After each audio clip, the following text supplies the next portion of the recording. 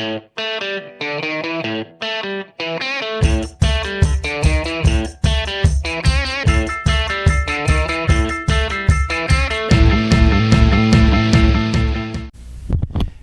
I'm Mark Clem, your host for Meet the Members of the National Ski Patrol, and like we always say, all season long. Now, I know if you're watching in the East Coast, a handful of mountains still open, but for the most of us, the snow has melted, and we're kind of moving on to summer things. For those out west, I know there's some mountains still open out there too, so we're going to call this the kind of when the snow melts kind of edition, and we're up here in Albany, New York, for the Eastern Division Spring Officers Meeting and Awards Banquet.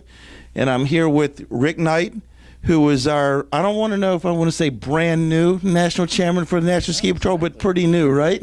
Since January. Since January. Well, Rick, I don't know if I'm the first to say it, but let me welcome you on behalf of all the general members out there to your new role as being the National Chairman. And from what I know you, Rick, you're going to be just fine. I guarantee it. Just talk about... So thank you, Mark. Just talk about, your thoughts of taking on this role and how you want to make sure that, you're getting to the general membership as well as the National Ski Patrol management, and just your view on how you want to continue to grow this organization to be even better than it's ever been. It's an interesting, that's not even a question, but you make me think here, Mark. That's okay. I guess I'd have to say that my thoughts on taking on the challenge were that I was encouraged by a number of people to do this, and I felt that it was something I was capable of doing based on my management experience in business, and the fact that I'd worked in the national office as the interim executive director from March to July of last year helped, I think, make me feel like I was very ready for this job. I know the players, I know the people on the board, I get along with them all, and I was reasonably confident that we could make some progress. And I think we've been able to do so in the short time that I've been in the job. The time flies. I mean, it's been 4 months, but it seems like, a heartbeat. But in that 4 months, we've been able to accomplish some things, and we have a lot more things on the agenda for us to address. So I'm pretty excited about our opportunities and possibilities. And I'm sure that the folks out there are very excited, because I know that the excitement that you generated from the time I've known you for the last year or so till now, it just looks like we can only get bigger and better. Well, I hope so. I think by bringing on the bike patrols, it's going to help the organization grow, but it also is going to keep the organization relevant. Our ski areas want us to be relevant. They want us to address their needs, and that's a huge need that they have right now. Many ski areas across the country are having bike patrols to manage the accidents that come from mountain biking they're doing. And our ability to respond to that, we tried to get ahead of it. It's hard to get ahead of anything, but we tried to get ahead of it and respond and be ready for when the demand came. We're still struggling to catch up, but I think we'll do all right. Now, I know you're not going to like this, but you are the head honcho, and you're in charge of folks like myself and a ton of other folks out there. We live, eat, and breathe ski patrol. We just want to be ski patrollers. How do you, when I say head honcho, how do you react to that? And has your world changed now? You went from a board member to the national chairman at all? Well, I guess I have a couple reactions. The first is that as head honcho, I now work for 30,000 people. Right. I don't see my role as being in charge of ski patrollers. I'm not. I try and organize the board to get work done in a way that will make the organization better. And I'm happy to work for those 30,000 people because they're good people. I've met a lot of them across the country, and patrollers are all the same. They're all just good people trying to do the right thing for people. And what was the second part of your question?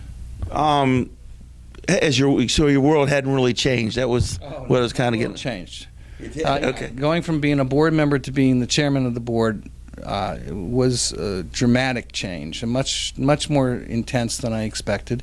I had no idea, and I thought I was going to do it with my eyes wide open, but I was surprised. There's lots going on all the time, constant phone calls, constant emails. It's a frenetic atmosphere, but it's exciting and interesting. Now, you just mentioned a couple of seconds ago, to reiterate, just thought it doesn't appear that you're afraid to take on a challenge, whether how big it is or how small it is.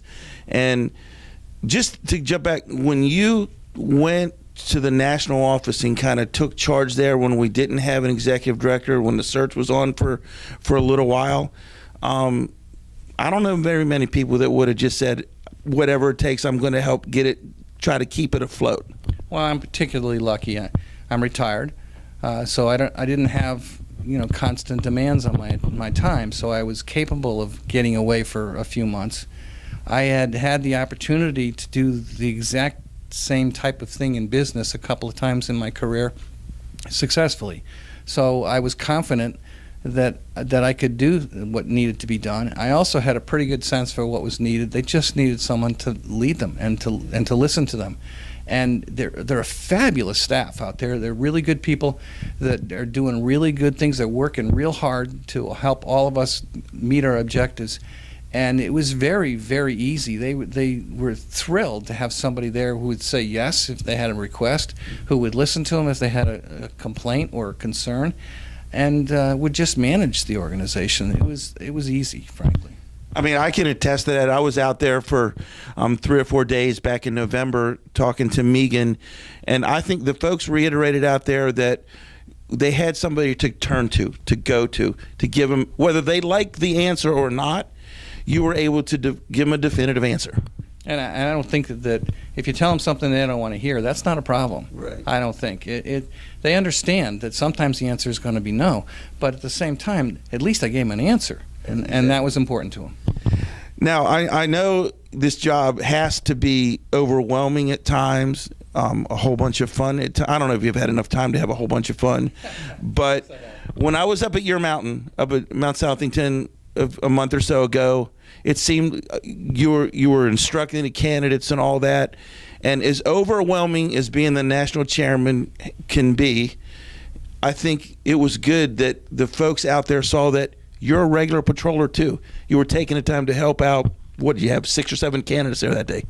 I think it's really important that we all remain sled haulers, that we all continue to stay in touch with what every other patroller is facing every day. If you don't, then you start to lose that empathy and the understanding of what the people care about. And besides, I kind of like doing it. I know you were having more fun than me. I believe that. Getting back to this, being the national chairman and being in charge of 30, well, not in charge, but molding 30,000 people to continue on the right path and all that stuff.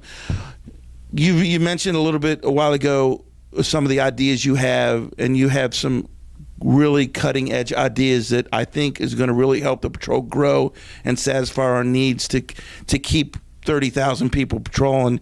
Can you talk about some of those things, like the, I don't know if this is the right term, but the program where you're getting the non-ski patrollers, the non-NSP members into the NSP organization who are already out there patrolling, and with the bike patrol and things like that? Well, that was the request. What you're talking about is the request for action with respect to EMTs who want to be members of the ski patrol, but they can't because they don't have OEC cards. We found a need. When I was the interim executive director, I had 4 employees come to me and say, "You got to do something about this. This isn't working." And the pros are just out there angry because they can't be National Ski Patrol members, and that just felt wrong. They do the same thing we do every day, and they sometimes do it a lot better than us because they do it 5 days a week. And we were telling them, "Sorry, you can't be a member of our club because you don't have an OEC card."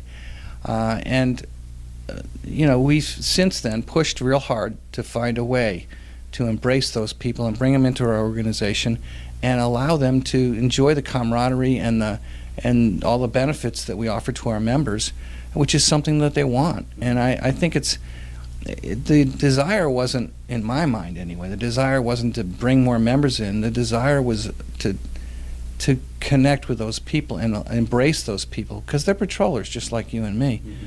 And I just never understood the reason why they can't be patrollers. So I was trying to find a way to fix that, and ultimately we have, I believe.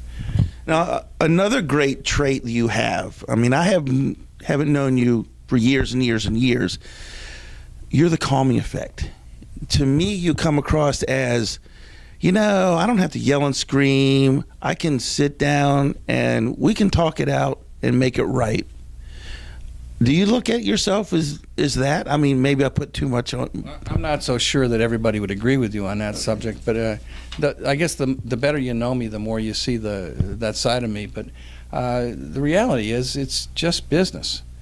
We're trying to solve problems, and getting excited and yelling and ranting isn't going to solve anything. We need to work together to try and find a way through the complicated process of getting where we want to go. So I don't think it's anything magical. January, February, March, snow's now melted. April, heading into May. Do you feel like you're settled in now? Do you feel like, okay, I got some things laid out there. This is running okay. We're going to get through this stuff. I don't want to say you're settled, but do you feel like you're in a comfort level right now? Well, I see a light at the end of the tunnel. I'm just really hopeful it's not the locomotive.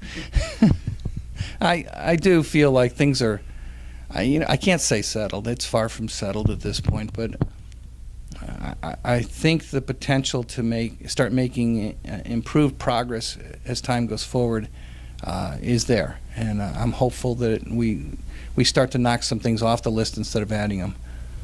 Now, when you took this job to be the national chairman, as daunting as it could be and as rewarding as it could be down the road, what do you think you bring to the organization, maybe that's different, maybe that's more innovative than what we've had recently? That's a tough question. Everybody's different. Everybody has a different approach to getting things done. And I think the chairs we've had in the past have been successful at doing that. Different people like different styles. And maybe right now my style is working for this current board.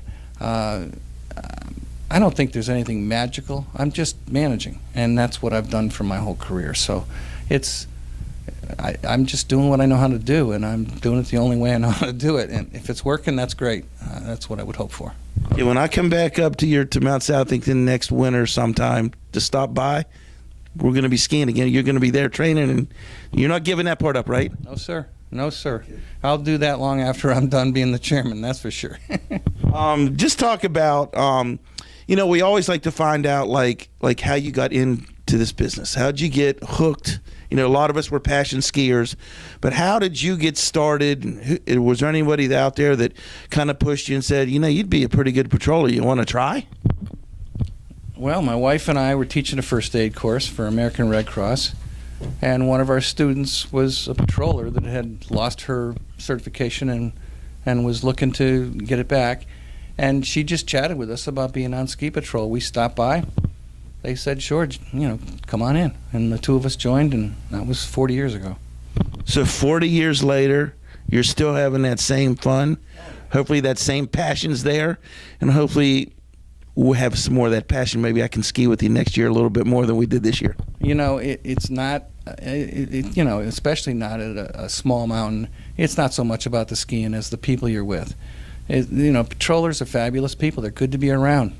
They're good people that do good things, and it's just fun to be around them. I've made some really long-lasting friendships on the ski patrol, as we all have. Right. And it's just, I think, you join for the skiing and for the challenge, and you stick around because of the people.